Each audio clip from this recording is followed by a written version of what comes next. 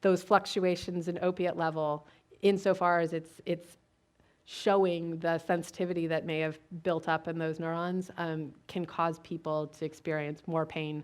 And you see this primarily really strongly at really high doses of opiates, but it can happen, I guess, technically at any dose. And I've found no research whatsoever to say, like, when and in who is this likely to be a problem versus not.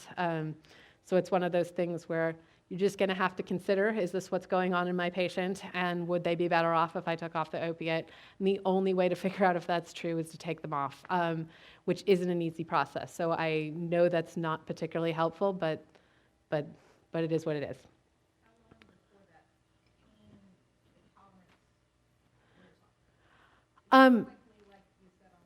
It's not as fast as your eyes, but it's pretty quick. Yeah, yeah. So your brain likes to adapt really. I mean, I used to do rat research on opiates, and I would just be shocked at how fast they could get tolerant. Like, you would take them, I could load them up with so many opiates that they just couldn't, they could barely stand up. And by 6 hours later, they were running around the cage as if nothing had ever happened. You can pile on more until they're sedated, and the next morning they're fine. And tolerance builds really, really quickly and to amazing levels. Like, that's one of those things people say, like, well, what's the most opiates anyone can tolerate? I mean, you can overdose somebody on barely anything if they're really vulnerable, and there are people who can have, more. I mean, I'm surprised they can get the drug into solution, quite frankly, but so it's a very powerful physical process. So the problem with these, so you're going to get withdrawal symptoms when you stop. Once you get back to baseline, you're also going to readjust, but hopefully back to a better place.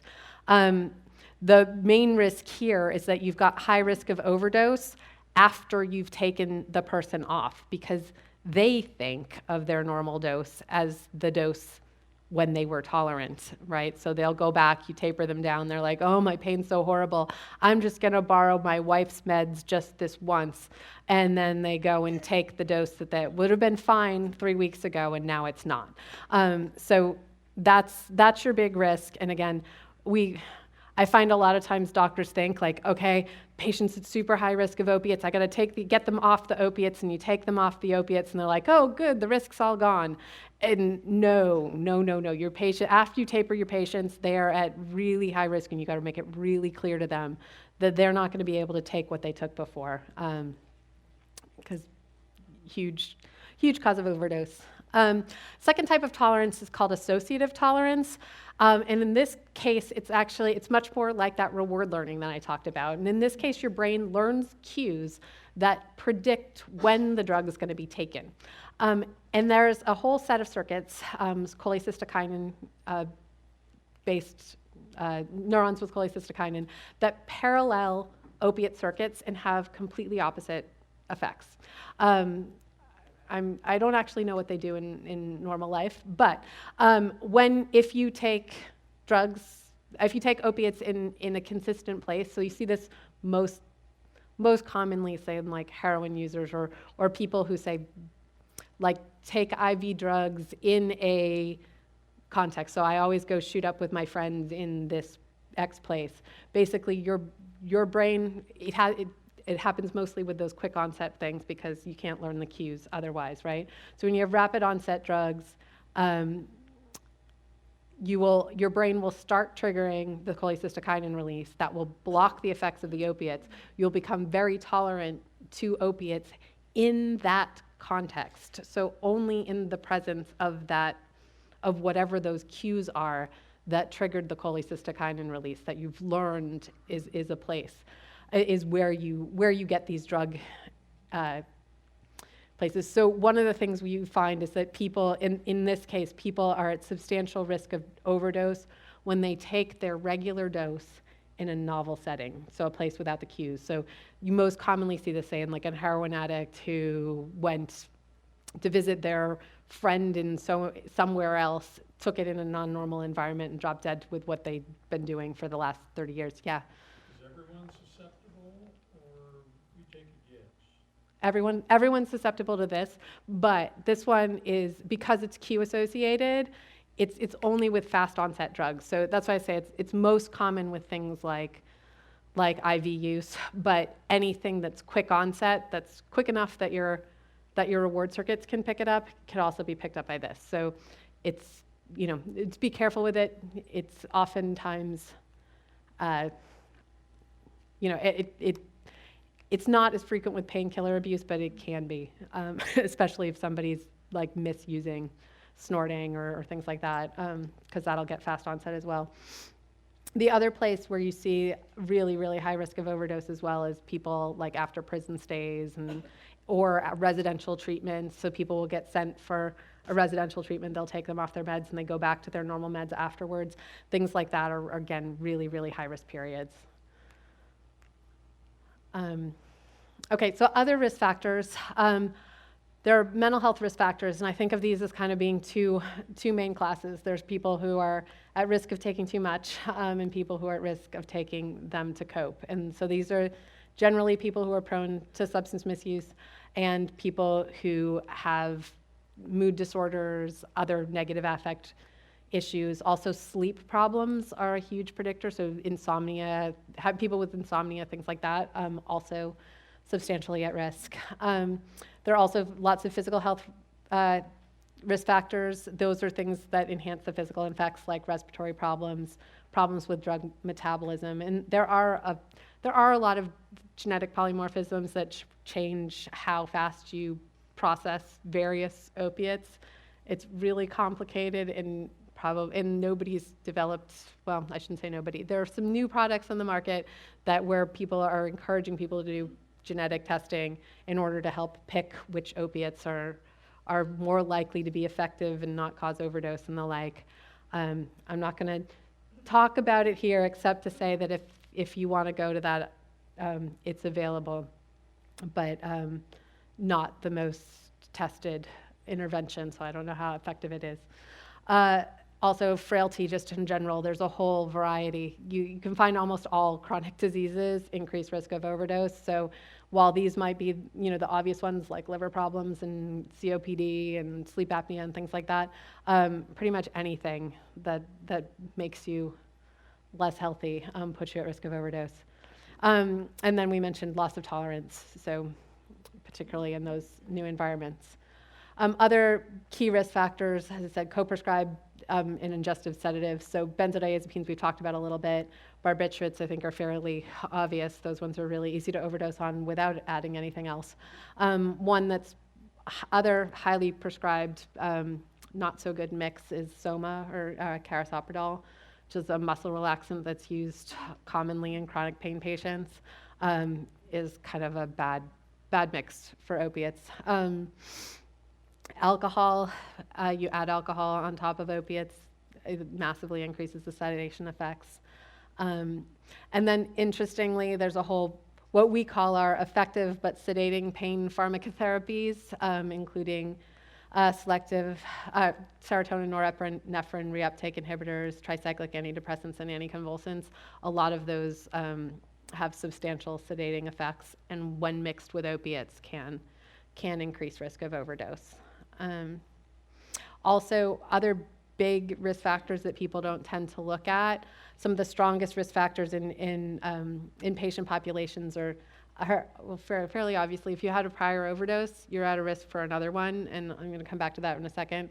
Prior suicide attempts, also not a good for obvious reasons, but accidents, falls, and other frequent emergency department visits are also strong indicators of risk of overdose. So if you see people who have patterns of accidents showing up in the ED, things like that, I would consider them high risk for pain, for overdose problems.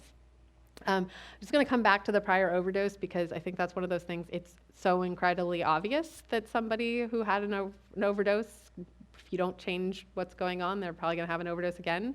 But what has been found in endless data mining and a whole variety of studies is that a full 80% of people who come in for medical care due to an overdose leave with no change in their opiate regimen or their pain management regimen whatsoever after.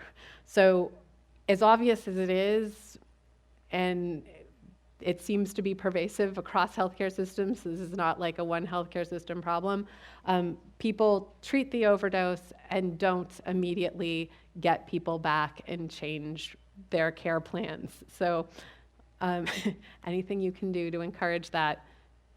Best predictor of future behavior is past behavior. Don't keep doing the same thing if it didn't work before.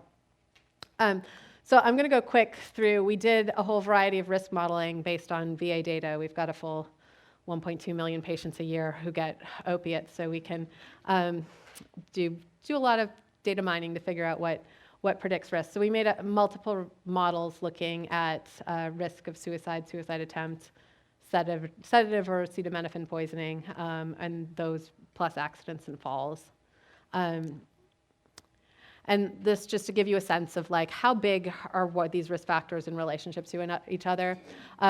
So at least in our sample, which admittedly is short on females, males were at slightly less risk of overdose than females.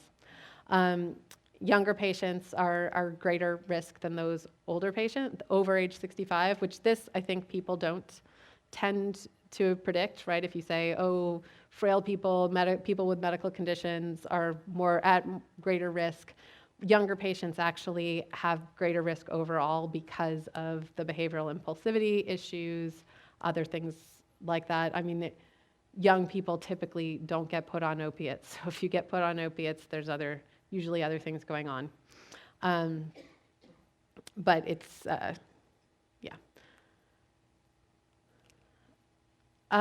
other strong risk factors. So here, this I'm just, I can't point, but if you look right at the top, that's what I said before. People with a prior overdose have 23 times the likelihood of having another one than somebody else. So those are the obvious things to change. People who've been recently detoxified. So that means if somebody's been tapered off their opiates recently, has an 18 times the risk of a typical patient on opiates of having an overdose. So again, you've got to keep monitoring your patients right after you take them off. They're really, really vulnerable right after. People coming out of inpatient mental health treatment, which I suspect in a lot of cases was related to the detox, have 16 times the risk. Following that, sedative use disorders have 10 times the risk. Whole variety of, pretty much any substance use disorder will put you at substantially higher risk, including, I will note, for example, that stimulant use, opiate use, and cannabis use disorder really do not have significantly different ratios. So people a lot of times will go, well, opiate use disorder patients, of course, they're at risk, but any patient with a substance use disorder is at risk. Bipolar, again, high mood disorders all come in, about 5 times the risk of the average patient. Emergency department visits, three times. Falls and accidents, 3 times.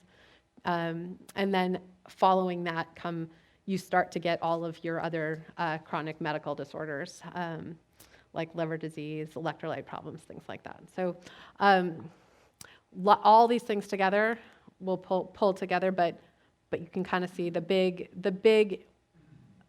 risk factors are your mood and substance use disorders. Excuse me, is Betty hot in here?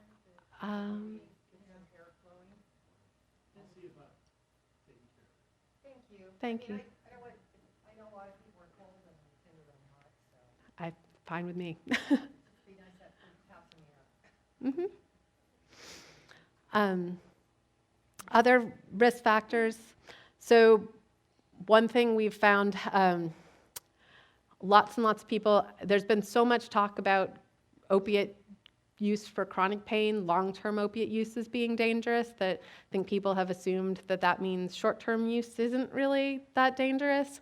So one of the things we found was that really patients on short-acting, who had just started their short-acting medications were basically the same risk of overdose as people who had been on those same short-acting medications for more than 90 days in some cases. This is for a really long time. So there was virtually no difference in risk depending on how long you had been on them overdose-wise. And that kind of makes sense. People who are just starting are in titration phase. They're more likely to have overdoses because they're still developing tolerance. People on long-acting opiates, so people made a lot of, the FDA has made a huge deal about long-acting opiates.